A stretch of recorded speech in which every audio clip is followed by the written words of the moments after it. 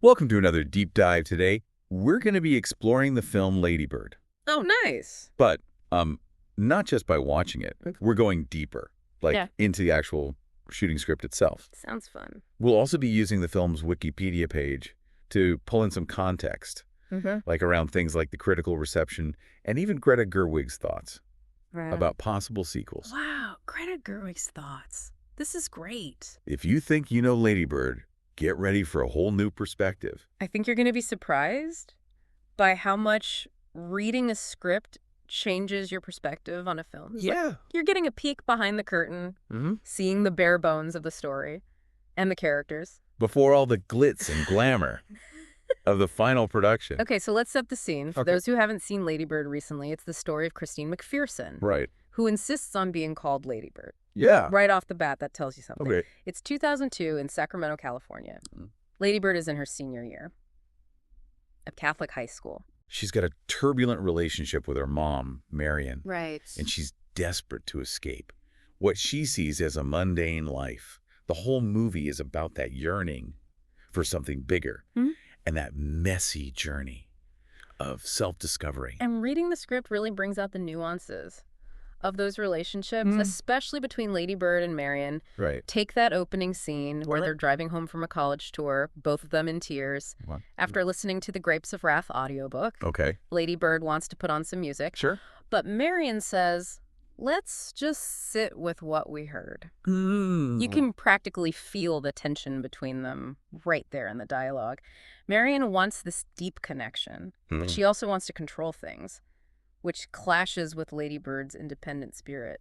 You know, it's funny. I always thought of Marion as a tough, no-nonsense character. Yeah. But reading the script, I noticed so much more depth to her. Oh, yeah. It's not just a flat portrayal of a strict mom. It's one of the things that makes Greta Gerwig's writing so compelling. She creates these characters that are full of contradictions, just like real people. Right. Marion's not just a stereotype. Yeah. You see her fierce love for Lady Bird, even when it comes out as harsh criticism. Yeah. But then the script also shows these flashes of vulnerability. Like when she buys a baby dress. For her coworker, Lewis, who's struggling, there's a whole softer side to her that Lady Bird rarely sees, which makes their relationship even more heartbreaking and honestly relatable for a lot of us. Totally. Like that scene where they're arguing about undercooked eggs and Lady Bird throws the frying pan in the sink. Oh, my God. It's such a raw, explosive reaction. You get a real sense of the pressure cooker their relationship can be. That scene is such a great example of how Gerwig uses these seemingly everyday moments to reveal deeper emotions. It's not just about the eggs. It's about the simmering frustration and resentment that can build up between a mother and daughter who love each other but can't seem to find a way to connect. And the script doesn't shy away from those difficult emotions, which is what makes it feel so honest and real. And to contrast that, you have that quiet moment later. Where Marion stays up late, meticulously sewing a dress. Oh, wow. For Lady Bird to wear. To Danny's family Thanksgiving. That's so sweet. It's like she's trying to express her love through actions. Even if she struggles. To say the words. Exactly. And those little contradictions are what make Marion such a fascinating character to analyze. She's doing her best, even if it often comes out in a flaw or messy way. She wants the best for Lady Bird. But her way of showing it can be so misguided. Remember the scene where she finds out Larry lost his job? She starts berating Lady Bird about her messy room, but then she breaks down and reveals why she's really so upset. Wow. It's like that fear of not being able to provide for her family is channeled into this anger and criticism directed at Lady Bird. That line where she says, some of your friends' fathers could employ your father. Oh, yeah. And they won't do that. If it looks like his family is trash, just breaks your heart. You realize how much pressure she feels to keep up appearances and how that fear gets projected onto Lady Bird. And it creates this interesting dynamic. Yeah. Because you see how Lady Bird's actions aren't just affecting her relationship with her mother, Right. but also the dynamic between her parents. You've got Larry, who is much more easygoing, Right. but also somewhat passive in the family. Right. And the script does a great job showing his subtle support for Lady Bird. Oh, yeah. Like when he helps her with college applications in secret because he knows Marion will disapprove.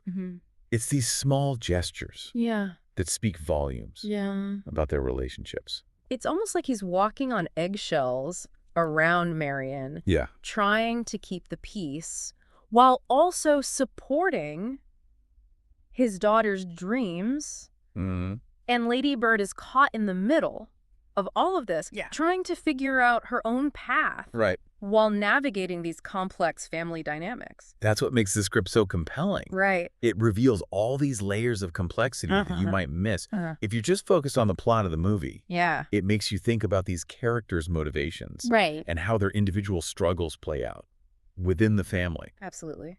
It's fascinating how Lady Bird's relationship with Sacramento itself becomes a reflection of her own growth throughout the film. At the beginning, she sees it as this boring, uncultured place that she needs to escape. You're right. Remember that line she says to Danny? It's the Midwest of California. Oh, It's like she's embarrassed by her hometown and wants to prove she's destined for something more sophisticated. Exactly. But then you see the shift. In her perspective, when she's driving to the airport to leave for college, the script describes how she sees those Sacramento streets with new eyes. Interesting. She notices the familiar bends in the road, the landmarks she's always known. And there's this sudden surge of emotion. Wow. It's a subtle moment, but it's pivotal for her character arc. She's starting to realize that home isn't just a physical location. It's a tapestry of experiences and emotions that shape who you are. It's that classic realization, you don't know what you've got till it's gone. Or in her case, almost gone. And speaking of things she doesn't fully appreciate until later, let's talk about her relationship with her mom. That's the heart of this movie. Absolutely. And the script does a masterful job of showing both the love and the conflict between them. Absolutely. And the conflict feels so real, so raw. It goes beyond typical teenage angst. These are two strong-willed people who deeply love each other, but just can't seem to communicate. That love, effectively, Marion expresses her affection through criticism, which is something a lot of people can probably relate to, even if it's frustrating. For Lady Bird? Oh, for sure. I think most of us have experienced that moment. When a parent tries to show they care by pointing out all your flaws. Like when Marion keeps telling Lady Bird she needs to lose weight or criticizes her clothes or doubts she'll get into. Those East Coast colleges, you can tell it comes from a place of love. But it's also wrapped up in Marion's own insecurities and anxieties. And the brilliance of the script is that it doesn't just paint Marion as the stereotypical nagging mom. We get to see her own struggles, her anxieties about money, her frustrations with her job and her disappointment that her life maybe hasn't turned out exactly as she'd planned. And all of that gets projected onto Lady Bird, creating this cycle of conflict between them. You see that dynamic play out so clearly in the scene where they argue about Lady Bird's college applications. Marion is furious. That Lady Bird applied to those expensive East Coast schools behind her back. Wow. But it's not just about the money. It's deeper than that. Marion feels like Lady Bird is rejecting everything. She stands for everything she's worked so hard to provide. It's that fear that her daughter is ashamed of their working class background, of their life in Sacramento. And it's heartbreaking because even though Lady Bird doesn't always show it, she does love her family. There's that moment where Lady Bird tells Danny, she loves me a lot. Even though she spends most of the movie complaining about her mom. It's like she knows deep down that Marion's heart is in the right place, even if her actions don't always reflect that. And you know, Marion does have these moments of tenderness. Like when she makes Lady Bird breakfast and packs her lunch. Even though Lady Bird complains about the eggs or when she stays up late sewing, that vintage dress for her to wear to Danny's Thanksgiving, these small gestures reveal the depth of her love. Even if it's often overshadowed by the conflict. It's those small details that make the script so rich. Right. You're not just getting the big traumatic moments. Yeah. You're getting these subtle interactions that show the complexity of their relationship. Exactly. And those details make it so relatable. The film captures those universal experiences of family, love, loss, and the struggle to figure out who you are in the midst of all that chaos. Right. It's something we can all connect with. And one of the things I love about the script is how it explores those universal themes through very specific, localized details. The fact that it's set in Sacramento in 2002 gives it a distinct flavor. That's the beauty of Greta Gerwig's work. Yeah. She takes these ordinary details, like thrift stores, high school, plays the local coffee shop, and elevates them to something poetic, something profound. Sacramento becomes a character itself, both mundane and magical, just like life itself. And the script captures the essence of that time period so well. Yeah. It's pre-social media, pre-smartphones. Right. A time when people connected in person, when a mixtape or a handwritten letter meant something. There's a certain poignancy to that now, isn't there? Yeah. In our hyper-connected digital world, it makes you nostalgic. For that simpler time, for that genuine connection, that feels harder to come by these days. But even though the setting and the time period are specific, the themes of the film still resonate so strongly today. Right. Lady Bird struggles with identity, her desire to escape, her complicated relationship with her mother. Those are things that people of all ages can relate to, no matter where or when they grew up. It speaks to the universality of the human experience. Right. At our core, we're all just trying to figure things out to find our place in the world, to love and be loved.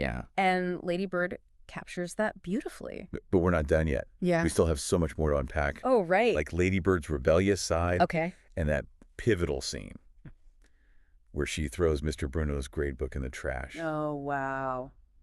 Plus, we'll come back to that fascinating detail for the Wikipedia article about Gerwig's plans. For more Sacramento films... Okay, we're back and ready to wrap up our deep dive into the Lady Bird script. Sounds good. Before we went off on that tangent about Sacramento, we were talking about those little details that make the film so relatable. But you know something we haven't talked about yet? Is Lady Bird's rebellious streak. Oh, right. She's not just your typical angsty teenager. She's got this sharp wit and this willingness to challenge authority. That makes her such a captivating character. It's interesting, isn't it? Yeah. Her rebellion goes beyond just being defiant. Right. You can see in the script how she's really trying to find her voice to test boundaries and figure out who she is outside of the expectations of her family and her school. Right. It's that classic coming-of-age impulse to push back against the world and define yourself on your own terms. And she's not afraid to make mistakes along the way. Right. Like that scene where she impulsively throws Mr. Bruno's grade book in the trash. Oh, my God. It's reckless and impulsive. Right. But you can also see how much she's struggling. Yeah. With feelings of inadequacy, especially when it comes to math. That scene is so important because it cracks open Lady Bird's tough exterior and shows us her vulnerability. Yeah. The script reveals this pressure she puts on herself to succeed, to get into a good college. But underneath it all, there's this fear of failing. Right. And that fear manifests as anger and rebellion, even if it ends up hurting her in the end. It's like she's sabotaging herself. Yeah. Because she's terrified of not living up to her own expectations. Right. Or maybe the expectations she thinks others have of her. Right. And it's interesting how that fear of failure is tied to her relationship with her mother. Marion is constantly pushing her to be better, but it often feels like she's setting an impossibly high bar. That's such a relatable dynamic for anyone who's ever felt like they weren't good enough, especially in the eyes of their parents. The script taps into that universal struggle to break free from parental expectations and carve out your own path, even if it means making mistakes along the way. Lady Bird almost has to rebel against her mother in order to find her own identity, even if that rebellion is self-destructive. Right. But what I love about the film is that it doesn't shy away from the messiness of that process. Right. Growing up isn't always a straight line. We stumble and fall before we find our footing. And that's what makes Lady Bird's journey so inspiring. It's not a fairy tale. Right. It's real. The script gives us this honest portrayal of the challenges and triumphs of growing up, reminding us that even when we mess up, even when we hurt those we love, there's always a chance for redemption, forgiveness, and new beginnings. Speaking of new beginnings, remember that detail from the Wikipedia article about Greta Gerwig wanting to create a whole quartet of films set in Sacramento. It's like Lady Bird is just the first chapter in a larger story. It's so intriguing. It makes you wonder where Lady Bird's story goes from here. Right. How does her relationship with her family and with Sacramento evolve over time?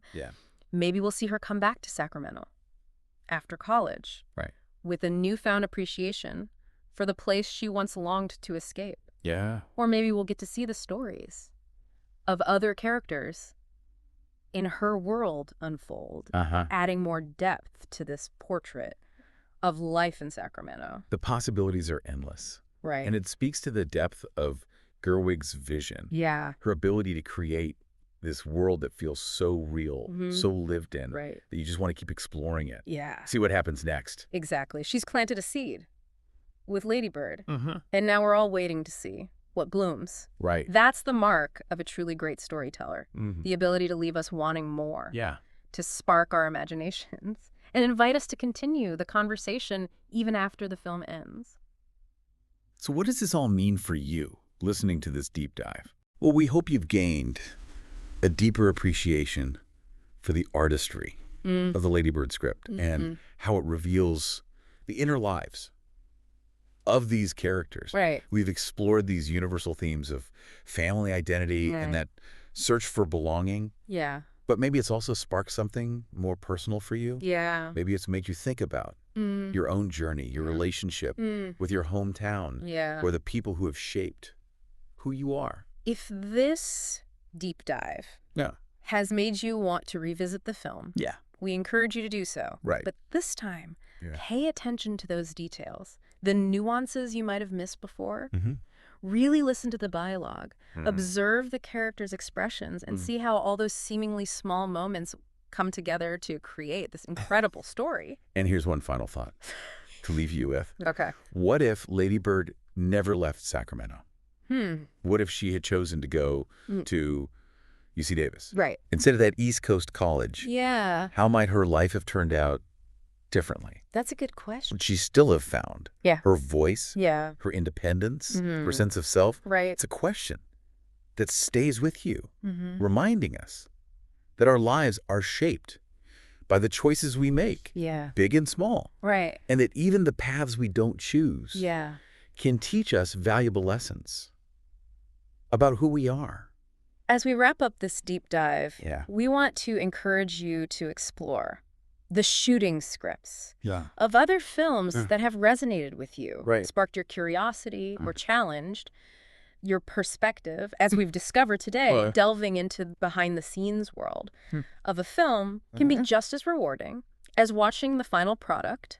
It gives us a glimpse into the creative process and enriches our understanding of the stories that move us. So keep exploring, keep asking questions, keep diving deeper into the stories that matter to you. Absolutely. And until next time, happy watching.